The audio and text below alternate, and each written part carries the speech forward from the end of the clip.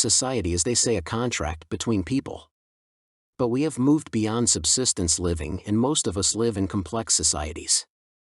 We no longer live in communities in which everyone is basically equal. Nor are we interchangeable. There's a lot of specialization, and some skills are scarce. Who then enforces the contract and decides what the terms are? No one is expected to be responsible for his or her own defense. Justice is no longer something the accused and plaintiff decide, one-on-one. Society has been divided into institutions, each has its role to play. The justice system is one, but there is the commercial sector, the church, and politics. If we think of the justice system as part of the political system, then we can say society has three major sectors. Our institutions must be trusted if the society is to function. We have mentioned the political system. This includes the lawmakers, the judiciary, the police and military, and bureaucracy. The political system provides justice, but can we trust those who are responsible for meting out justice? Is the system immune from corruption and injustice? The interesting thing is, these institutions control the social discourse. The political, economic, and religious institutions control what you can say and how you can say it. It is not always by threats of force. Often, they program us to think certain ways. Let's just look at two issues, Islamophobia and homophobia. Negative comments about either group is, according to our social institutions, indicative of hate. The speech may not pass the threshold to make the narrator subject to a criminal charge, but the trend is to analyze negative comments in order to ascertain whether or not it has passed the threshold for hate speech. The obligation is not on the law to prove beyond a reasonable doubt the person has done something illegal. Hate laws impose on the justice system the obligation to ensure a discussion does not contain anything hateful and explain precisely why the speaker cannot be indicted. But what can a person say about Muslims that is hateful, that would not be hateful if said about another group? If I remarked that Muslims were dangerous to the public peace, that would be considered to be a hate crime, because it is said about Muslims. It would not be a hate crime if said about white radicals. If I said Christianity was a danger to the public peace, would that be a hate crime? Of course not, and there is a reason for this. If a video was made that explored a link between homosexuality and pedophilia, would that be a hate crime? What if a similar one was made linking priests to pedophilia? Would that be a hate crime? What if the video claimed it was homosexual priests that engaged in pedophilia? Is that more of a hate crime than the former version? This discussion becomes far less confusing once we realize the hate crime is linked to a person's intersectional status.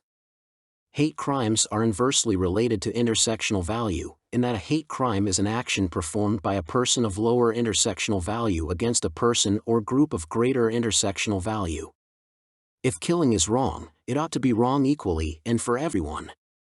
If exceptions are made, they need a clear social value, as when a killing happens in the protection of an innocent life. If hate is wrong, it is absolutely wrong. If hate is intrinsically wrong, it ought to be the exceptions to the law that are noted.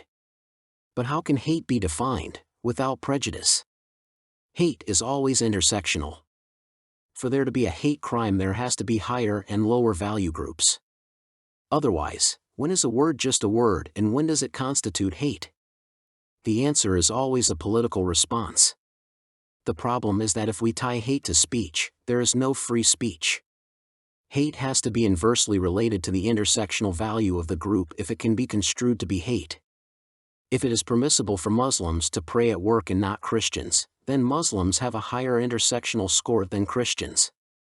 The power disparity makes it impermissible for Christians to fight against the preferential status of Muslims. In fact, for a Christian to complain about Muslims being a protected class of persons is to commit a hate crime. But the issue is not that Christians are upset by the injustice of hate crime legislation. The issue is that Christians are expressing a negative reaction against the state's agenda. Islam is only incidental to the real issue, which is the supreme authority of the state.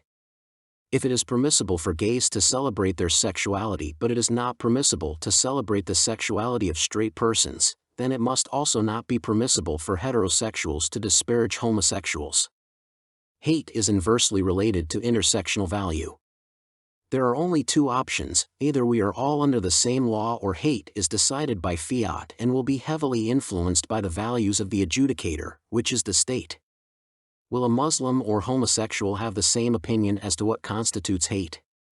If not, then the law relating to hate is defined solely by the government's agenda. What is the difference between a hate crime and an illegal act? The difference may seem moot, but if a hate crime is what the law says it is, there is no such thing as a hate crime, there are only laws. Some laws are more biased and targeted than others. The laws regarding hate crimes fit the conditions of a hate crime. If there is no difference between what is illegal and what is hate, then hate is nothing more than a legal category. If hate is what is illegal and nothing more, then the law has been hijacked for the government's social agenda. If an act of hate harms someone's physical person, then it is a crime, and it is the harm to the person that is the significant element. If hate speech is causing a person or group to be put in physical danger, the crime is the physical threat. Hate is either political category created to push forward a social agenda or redundant.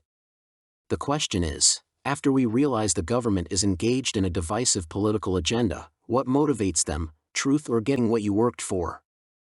There are two factors that make the other person untrustworthy. He or she wants and perhaps has access to your property. He or she has or seeks to achieve a power disparity between you and them. Wherever there is a potential for free riding, the potential or actual free rider is in violation, actual or potential, of your human rights. Free riding is a crime against humanity. We can trust only those who pay their own way. Parasites are never to be trusted, whether they are an actual parasite living off of the avails of others or a parasite jockeying for a place at the trough. Trust no one who benefits from something other than their own labor.